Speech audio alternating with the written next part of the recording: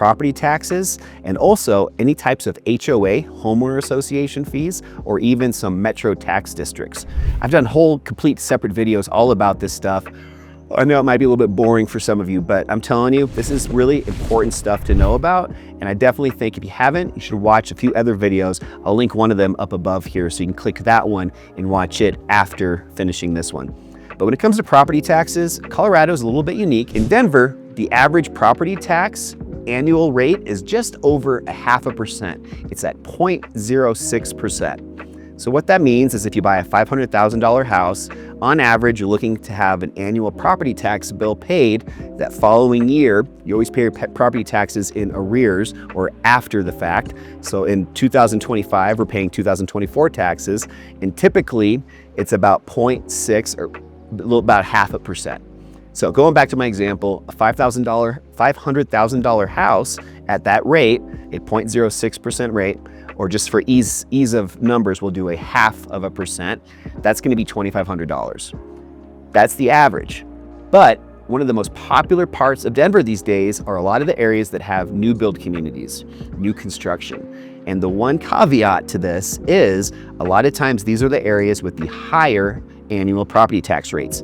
One of my favorite areas is down southwest of where I live in Littleton in an area called Sterling Ranch.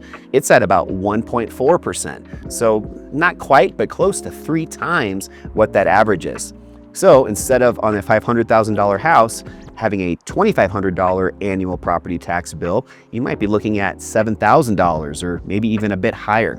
So very significant differences, especially for people that might not be used to that, coming from other states that might not even have property taxes, especially if they're coming from other states where they're used to having lower property taxes. Now, when it comes to metro tax districts, if you're not that familiar, these are really also common in new construction areas, and that's because it's an additional tax, typically only for a short period of time, maybe 10 or 20 years, and it's to help pay for a lot of the infrastructure and just additional costs associated with building out a brand new area of town for people to live in. So it's paying for some of the roads and sidewalks and parks and all of that stuff that goes into building out and expanding the city. So these metro tax districts, they are typically temporary, but they are also something that catches a lot of people by surprise and they don't realize it until it's too late. So that's just a very important local tip for you, is to make sure when you're looking at real estate, you're not only looking at just the property tax, but also looking at what other potential monthly fees or annual fees you might need to be aware of, such as metro tax districts, and if you're in an HOA or a homeowner association. We could talk about HOAs all day long. I think there's some really good pros, but also a few cons to being in an area that has an HOA. I currently live in one in Grant Ranch, which is in Littleton, and I love having an HOA as long as it's a reasonable price per month that you pay to be in the HOA. And the reason I love it is it really keeps your neighbors accountable. You don't end up having a new neighbor moving in across the street that has a car out on their driveway on blocks, or maybe they haven't mowed their lawn in 2 months.